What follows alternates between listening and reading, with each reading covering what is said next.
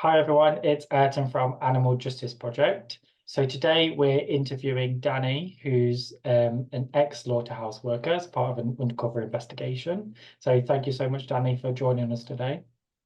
Yeah, it's my pleasure. It's nice to talk about it. It's very relevant to what we all do, and I think it's interesting how it all worked out. Yeah, so how did your journey begin in terms of, getting a job inside of a slaughterhouse? Right. So basically, I do vigils at this particular slaughterhouse with Manchester Pig Save, and by talking to a few people who were outside, I got to know that the staff turnover was pretty quick and they were always looking for people to work inside there. And previously, I'd heard that Joey Carbstrong was considering doing some sort of expose. So I got in contact with him and I said, I'm looking at getting a job inside here. It might be successful. So it all started from that, really. If it hadn't been for Joey's idea to do a documentary, then I don't think I would have done it solo because there's a lot involved and a lot of equipment needed and a lot of time. So the opportunity was there. We both took the opportunity, and I went ahead and got in there. Wicked. So what role did you have inside the slaughterhouse, and like what did that enable you to be able to do whilst you were inside? So yeah, I mean, as we've discussed, I've got ADHD, which means under pressure, I'm a very quick thinker. And that was to my advantage.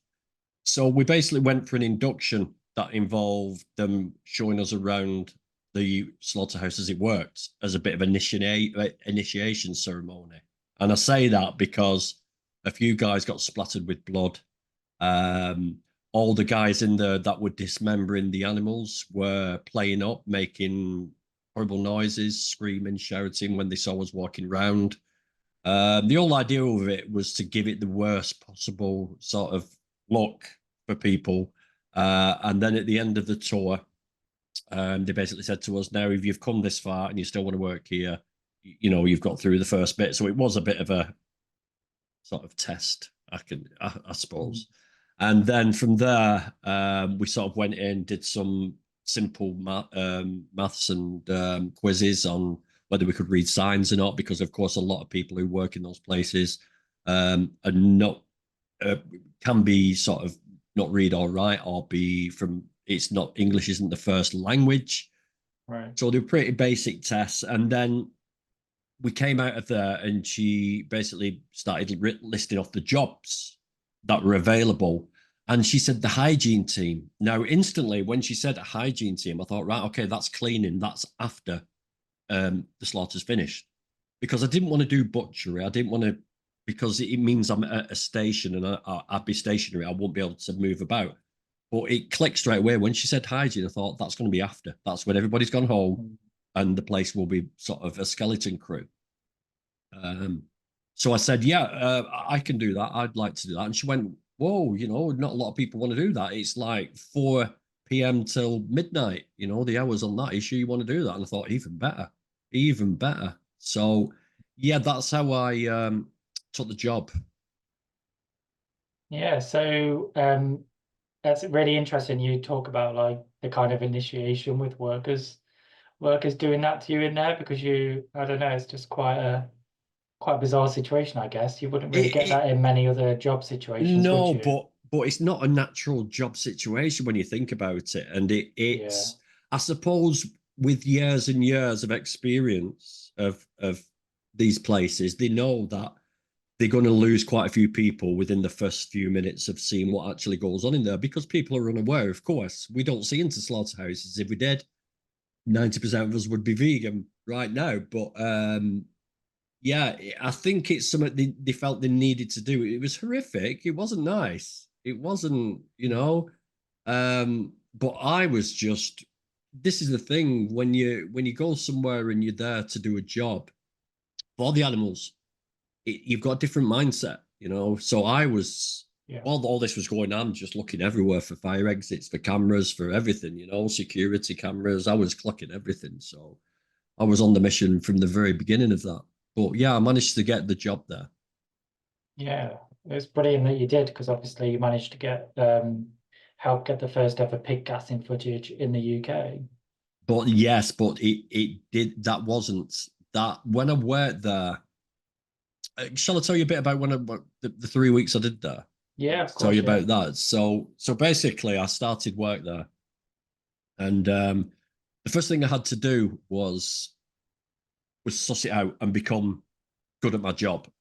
So they took us onto the area, and you have a section to clean, and it's just blood everywhere. You're walking on blood from the minute you walk inside. You get your overalls on, your waterproof suits, and you're just walking on blood straight away. And the section I was cleaning was sectioned off from the rest of the place, which was cool. I was working with another guy, and the gas chamber was literally the wall behind me where I was working.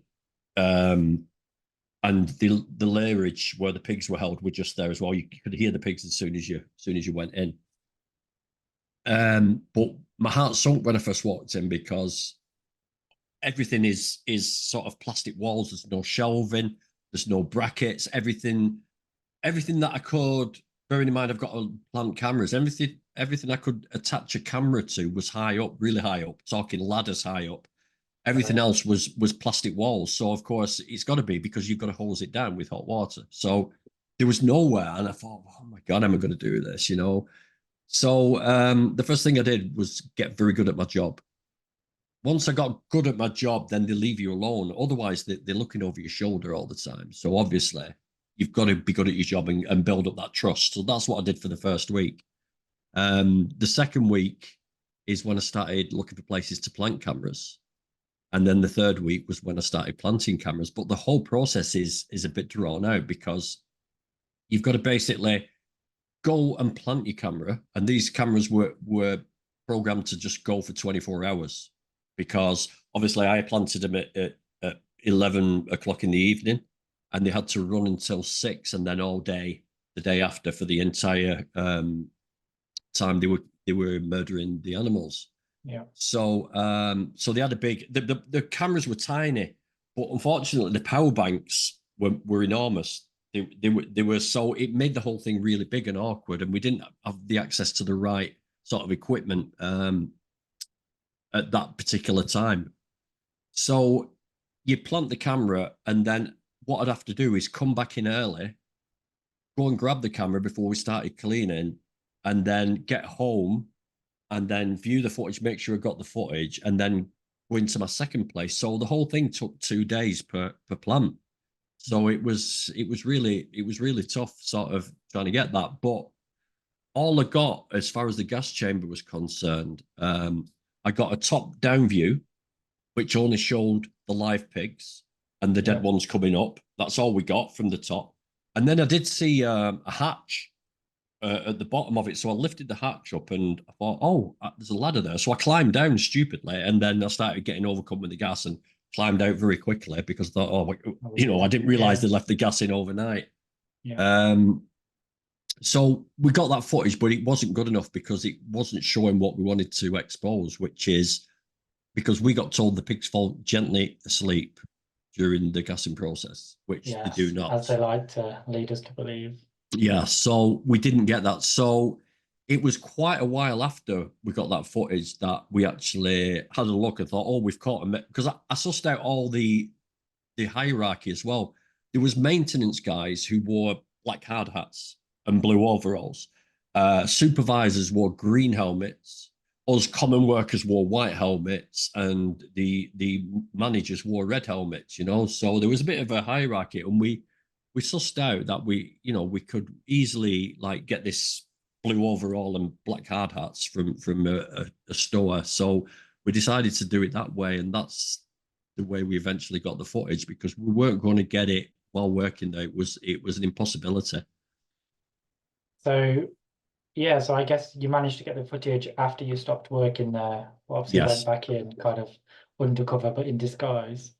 we had to climb a roof, and And the thing was about that was we couldn't get caught on the way in or the way out on the first plant because obviously they would go on high alert and wonder what we were doing in there. And they would have maybe have checked everything out. When we went retrieving the cameras, once we got the cameras, then we were home and free. There was no way they were going to stop us. But on the way in, they could quite have easily have stopped us, and they could quite easily have discovered the cameras and be waiting for us when we come and picked them up. So everything up until that, when we finally picked them up, was the nerviest time. But yeah, things could have gone drastically wrong. I mean, when we did get the footage back, we had a look at it, and bearing in mind, I decided that we should go at 2 o'clock rather than 3. We were going to go at 3 o'clock, and I said, no, I don't fancy going at 3 o'clock because it's a little close. And I think they come in a couple of hours before 6 a.m., 2 or 3 hours before 6 a.m. to like test everything and get everything going. I said, let's go at 2. And luckily enough, we found on the footage that at 3 o'clock dead on, they press the button on the gas chamber and the gas chamber starts moving. So if we'd gone at 3, we would have literally been crushed or asphyxiated or died. So yeah, the vegan gods were looking after us those 2 nights. I'll tell you, Yeah, it it was the best sounds decision I like made. yeah, it sounds like they were. I mean, there's a lot of skill involved in what you're doing, but I think, not to undermine what you said, but I think, with a lot of investigations, a bit of luck is involved as well, isn't it? Oh, very Definitely. much so, very much Yeah. so. I mean, you can account for so many variables. You could like we had an oxygen mask for if the gas was in there. We had hooks, we had carabiners, we had safety gear, but that's all we can do. Everything else is out of our hands. It's like going on farms. It's not unusual for a farmer to think you're a burglar and maybe use baseball bats or shotgun pellets or whatever. There's things you can't control, so it's always going to be sort of risky behavior. So you've obviously mentioned that you were on like the cleaning crew. So, luckily for you, you weren't slaughtering the animals. But did you have much interaction with the workers that were slaughtering the animals? Like, do you know in terms of like how does it impact them? Because obviously, doing such a violent act every day is going to take its toll on a person. Yeah, and I saw the setup, and like I said, the gas chamber and the cool floor is separate than the rest of the factory.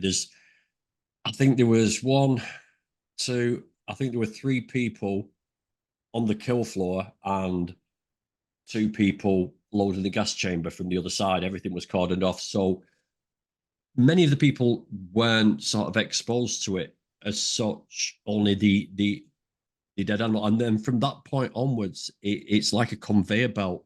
Yeah. So once the throat has been cut, they go through these hot baths, they drag through it as they bleed out. And they go round and then they go through this other process that I don't know what it did. And then they went through these massive flames that just shot flames out and burnt all the hair. And then they went through this other thing with like plastic. All I can say is like plastic straps or leather straps that hit them and dragged the burnt hair off them like a car wash. It Yeah. was like a car wash. So by the time they got to the people, they were these sort of cloned, all look the same sort of dead bodies. There was no. So I think they were very careful how they planned it out, to be honest with you. But I did talk to quite a few people who were on the hygiene team. And one thing I noticed now, I've done many many different jobs. And obviously, you socialize with the people in the canteens at dinner time, at break times. It was a very subdued atmosphere in there. A very, very subdued atmosphere. It wasn't the same. There was nobody having the banter. People smiled and said hello and people were pleasant, whatever. But there was an energy that was just sort of heavy. It wasn't normal. It didn't feel normal. You didn't feel happy and smiley. It was very oppressive sort of atmosphere. And I did manage to talk to quite a few people who worked there, and the majority, believe it or not, are out of work chefs who work in these places, which makes sense. Um, because unfortunately, it's very well paid for what it is. To say that you don't need any qualifications, only to be able to read and write, read basic signs, and not even, well, you don't even have to write really. Um, it's very well paid. It was above the national minimum wage by about £2 or £3 an hour. So they're quite well paid. So it does trap people in there. There was guys there who'd lost their license who would join us, and they'd lost the driving license through drink driving. Um, but yeah, that's the draw. It's the money for some people, I Yeah. think. Yeah, I guess the thing is they can, provide a higher wage like that, can't they? But I think a lot of the time with slaughterhouses, because like I've done a lot of vigils as well, especially in like really large, intensive slaughterhouses. And I always found a lot of the workers are migrant workers. And I have spoke to a lot of them on the streets as well before, after their shift, um, offering them kind of job leaflets and things to try and give them like a kind of better job for them. But yeah, one thing that they did mention as well was, um, this is pretty much one of the first jobs that they get offered because they don't have to have like, perfect English or be able to write that well or, um, have a driving license, for example, because a lot of these places will put on these little shuttle buses as well. Yeah. So they do tend to I find these big companies, well, even the smaller slaughterhouses as well these days, they're exploiting the workers, aren't they, as well? They're just pulling them in and then they probably get to the point where they can't really get out. Yeah, I mean, like I said, you go in that slaughterhouse as a worker and it's your first job, and you're pulling, let's just say, for example, I'll tell you exactly what I was earning. I was earning, I think it was nearly £10 an hour, and the minimum wage at that year that I went there was £6.50 an hour. Obviously, I was working an all-social shift, so I got a bit extra. I think, but the other workers were working £9 an hour. It was a 40-hour week, so the take-home pay was quite substantial. Now they want to leave that job and go to something else. It's going to be like they've been robbed. They're going to lose the wage by what? By £4 an hour. It's a lot of money. So you're basically halving your wage by leaving there and going doing something that isn't related to this industry.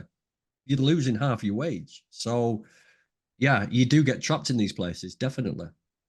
Yeah, it's sad to think, isn't it, that they're not only exploiting the animals that they're killing, but they are using these tactics to draw people in and exploit the humans as well. And obviously, it has those long-term effects on the humans in terms of, mental health implications. People can get, anxiety and depression and PTSD and, Yeah, even definitely. increased aggression as well. Of course. I mean, when you're, I mean, what's weird?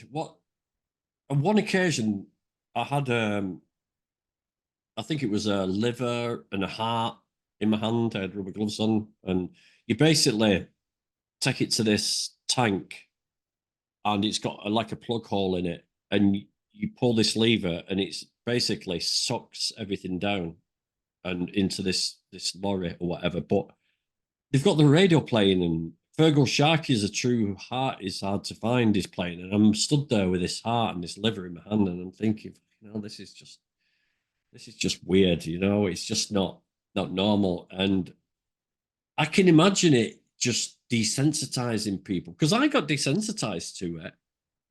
You know, that initial shock of walking along corridors of blood and things hanging, body parts hanging from rails and floors, and the smell, and I got over it.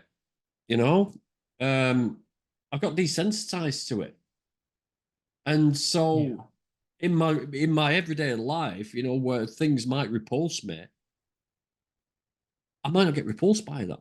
I might see a human injury. I might see someone injured by, and I'd look at it and it wouldn't affect me. I'd be numb to that sight, where as I shouldn't be like that. I should feel concerned. So I can Yeah, imagine if I hadn't have only because I only did 3.5 weeks.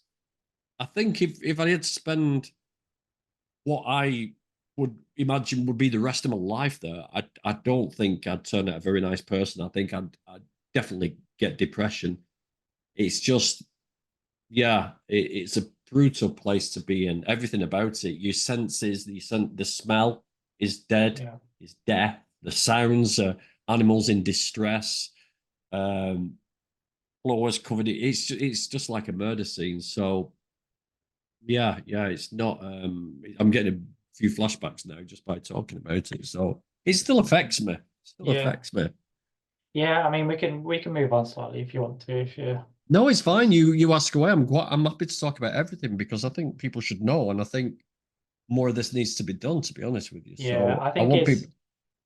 Sorry, I think I was just going to say I think it's really important to point out that people do become desensitized, like to that violence and seeing the effects of the violence, like you say, like seeing organs or dead bodies or the blood. Yeah, And people are becoming desensitized to that when they're working inside these places. And there's no surprise when you look at the research papers that shows, people in these industries, they may have high rates of domestic violence or aggression, or even crime rates, like local crime rates around slaughterhouses, new slaughterhouses, they have been known to increase. And there is the data out there that shows it. So there's no wonder, is there really, with this kind of industry? I mean, you when you look at it for what it is, you're looking into someone's face. You're looking Mm. into someone's face. They've got two eyes, they've got a nose, they've got a mouth, just like you, teeth, tongue, ears. Um, and when they're getting away with it, it's a very short sort of leap to to do it to another face that happens to be human. Yeah, Very yeah, I short leap. completely agree. I mean, yes, definitely. I'm sure it's happened before, and I'm sure it will happen again, won't it? But yeah, it's very sad to think about that, really. But yeah, in terms of like, looking into the face of the animal, I know you said you've done a lot of vigils and you do a lot of vigils, and obviously you've been inside the slaughterhouse. Like, how do you think, like, when you see the animals on those trucks or when they're being loaded into the lairage, like, what do you think the experience is actually like for those animals? Because obviously the industry are going to lead us to believe that it's a happy, safe journey to the slaughterhouse, and they walk down and they walk through, and then suddenly it's a humane end. But what do you think the animals are actually going through during that time? I think they're born into a whole system of fear. I don't think any of these animals are relaxed in any way. Um, Maybe when they're first born and they've no idea what's going on, but as they become aware and see the family disappear, the parents disappear, um, the humans, abusive humans, or maybe worse still, they're in a nice environment. Let's say this sort of this free range environment that they can be put in, where they're in a lovely field, this utopia that they try to feed us. So let's Yeah, say they are in that utopia. To be taken from that, a green field and a relative sort of amount of freedom, to be put in a mechanical vehicle with loads of strangers eventually because they pick up at different farms. Oops. Um, then to go through that journey of being on this thing with all this scenery going past it, a phenomenal rates past your eyes, and the noise and the smells of the diesel and the motorways and cars beeping and fire engines going past and ambulances going past, and get through towns and the jerking and backwards and forwards and the banging into each other and going around corners and all this. And then they get to the other end, the doors are opened up, and then you got more humans who don't give a shit, who are slapping them, forcing them in as quickly as possible because they want to get the shift over and they want to go home. They get into this place that they've never seen before. They can smell death, they can hear screaming, they smell the blood and everything. From beginning to end, it's traumatic, stressful, and a scary thing to happen to such an intelligent animal that has been scientifically proven to be of an intelligence level of maybe a 3-year-old human child. So if you put 3-year-old human children into that scenario, even the journey alone would be traumatic. They come out traumatized from that Yeah, journey, you know. yeah, So very much so. I can't imagine any of it being nice. I mean, if you've been to videos yourself, that excrement, urine is dripping down onto each other. You know, the last time I heard something like that being described was when I went to Auschwitz, and they showed us the bunks inside the Auschwitz and said that, you know, people had had diarrhea and it had just dripped down onto the person below. And it's like, yeah, that's Yeah, I it. think, yeah, I think you're completely right in the sense of like, they are born into a life of fear and basically they leave this world in fear as well. Yeah. We see it across our undercover investigations, like our latest release is an RSPCA assured pig slaughterhouse, and that showed the exact same everything you're describing. It's really terrifying for them the moment they leave that trailer, if they even survive that journey. Because obviously a lot of them do die during transportation as well. Like we filmed that on this latest release. Um, and yeah, terrified, coming into the slaughterhouse, aren't they? They're being hit by workers, shouted at by workers. And, like their sense of smell as well is so much better than ours is by magnitudes. And to be able to smell, blood and death and But it's all of not that just is that as well. I horrible. mean, like I referred to earlier, you've got a radio playing, you know, playing music. You've got you've got pistons, you've got hydraulic fluid, you know, you've got oil, you've got machinery, you've got metal rubbing on metal, you've got pistons, you've got hisses, you've got all these other things that are bombarding them as well that are totally Yeah. foreign to them, you know, and they can smell those. I mean, I've got to keep knocking this microphone. I'm getting too animated. Yeah, I mean, I've smelt diesel close up. You know, when I'm filling up the diesel tank in a wagon, because I drive wagons as well. When you're close to that and you can really smell it, it's suffocating. You know, the same with other things. You know, when you go and fill up your car with petrol, I'm sure you've done that. Yeah. And if you get some like on the floor or you smell it, it's really pungent. You know, and they can smell that from yards and yards away, you know. So it there's no good way to do any of this whatsoever, and there's no way that anybody can claim that these animals aren't stressed or fearful for their lives, not one bit. Yeah. And I think that it's the same across the board, isn't it? It doesn't matter what size slaughterhouse as well, all of these elements are still there, Of even course. if it is in the smaller family-run slaughterhouses. Because obviously the pig slaughterhouse in Manchester, which now closed down, isn't it? Yeah, it's a very large facility taking on, a lot of pigs every day. The one we've just released is the same. It's quite a large facility. But yeah, we filmed in these smaller slaughterhouses as well, and we see that exact same fear and all of those different elements we've just discussed inside those places as well. So even, these small family-run, lovely, kind places are just as bad as these intensive I ones. mean, The these size is are really different. people assume these animals aren't thinking sentient beings. They think they're not capable of logical, well, maybe not logical, but they're not capable of Yeah, emotional. They're not capable of know what. Of course they do. Of course they do. You know, they can put two and two together. They can see what's going on. They can see, you know, the fear from other animals that are in there. They can feel the energy off the human. You know, this is not a nice person. All animals are capable of doing this, and to say these animals are not aware of what's going on is absolute bullshit to me. yeah. I think I think if these people just took a few hours out of their day to go visit some pigs who are, or any animal actually, that are actually happy, if you visited an animal sanctuary where the pigs are nice and happy and relaxed, you would just know how incredibly intelligent they are and how many emotions they're actually capable of. I mean, And the even if hierarchies they have as yeah, well. even a few YouTube videos can show you that. I mean, there's some amazing videos on YouTube. Um, I mean, I'm just watching something on Netflix now about dog intelligence, and while I'm watching this, I'm thinking pigs. way smarter than this. And what they're finding out about dogs is like amazing. But why do people assume that dogs are more emotional, intelligent animals than any other animal? I don't know how you can make that conclusion. All animals are the same. It doesn't matter what animal it is. They're all even they're even finding out about sea animals now. You know, that sea animals are very sentient and are more aware than people first Yeah. thought.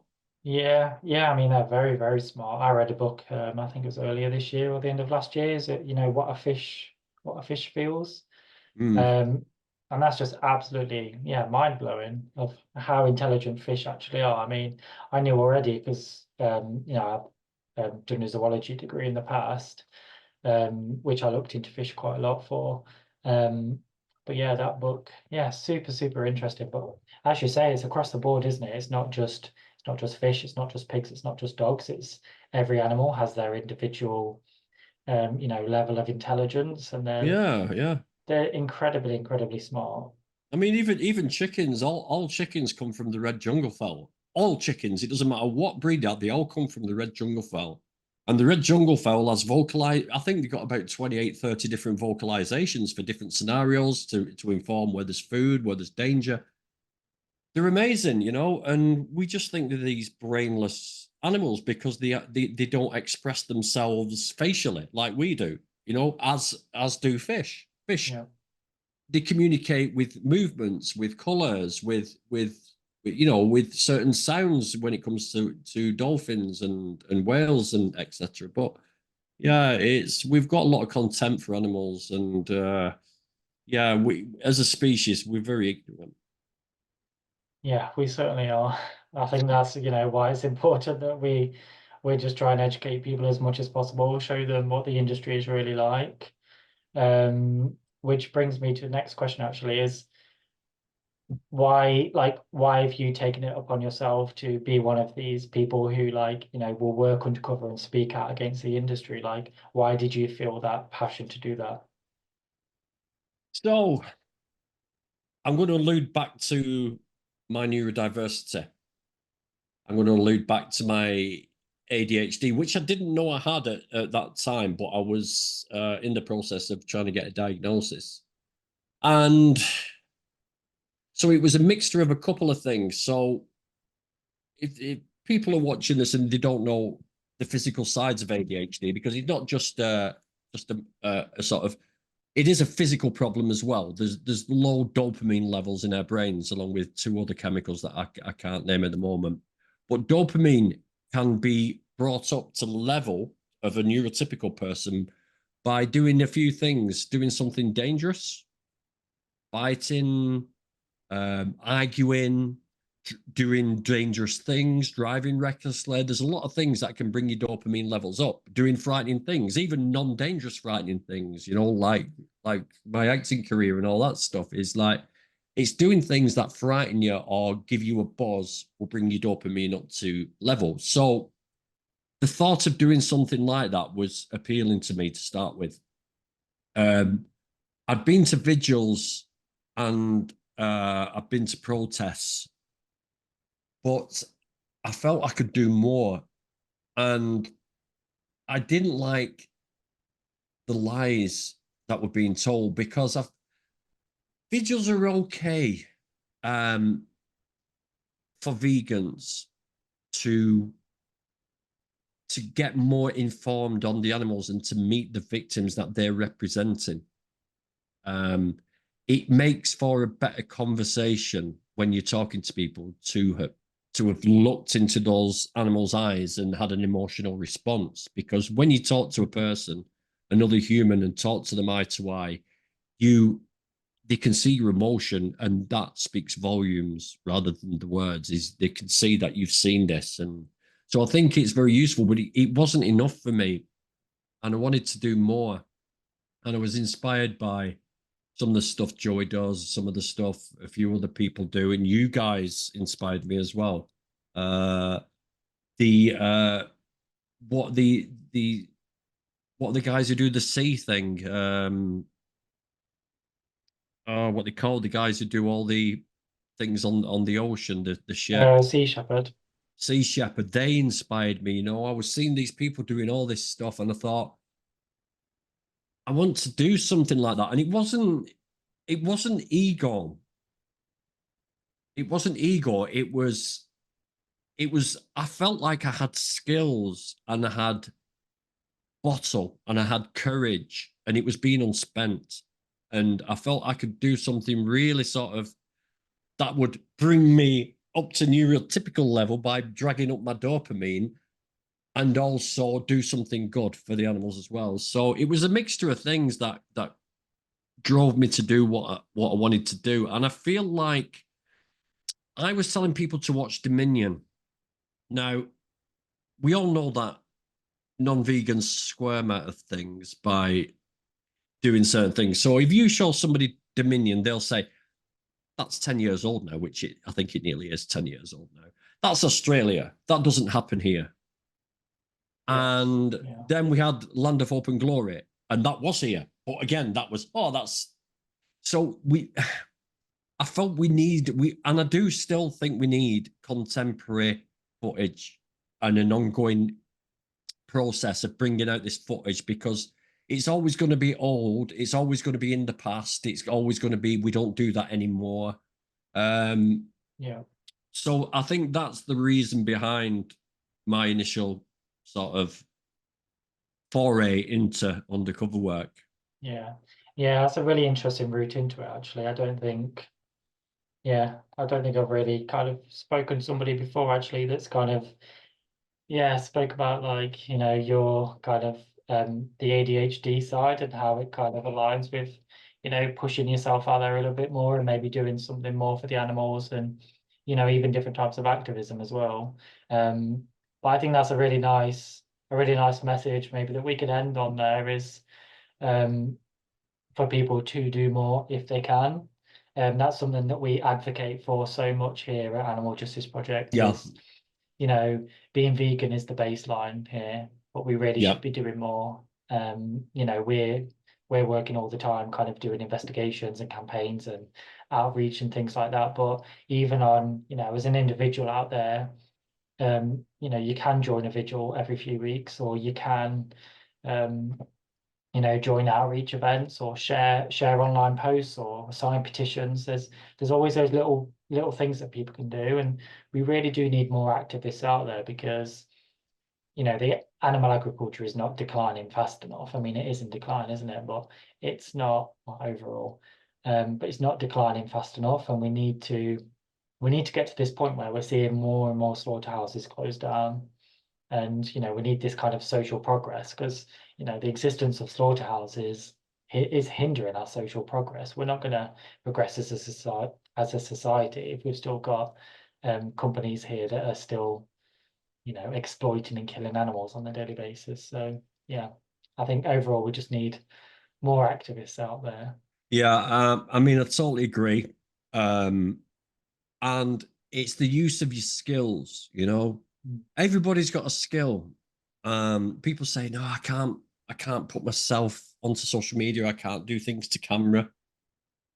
I can't talk to people. I get shy when I talk to people. There's always something that you can do, whether it be just wear a t-shirt and walk. The best t-shirt I ever bought, and I'm going to get another one, and I'm going to keep wearing these, is "My food doesn't scream." And it's such a powerful Yeah, message it is. because it elicits such a massive emotional response. And I even remember wearing it and a kid pulling on his mother's sleeve and saying, "What does that man's t-shirt mean, Mom?" And her face just went, and she was like trying to explain this stuff to her kid. Yeah, It was like, yes, boom. But yeah, everybody's got skills. You might be great on the phone, you might be great at complaining, you might be great at trolling people anonymously. Trolls are great, whether it be anti-vegan trolls or whether it be us trolling companies that abuse animals. Troll yeah, people, don't worry about it, anonymous, just type some garbage into, we can all do something.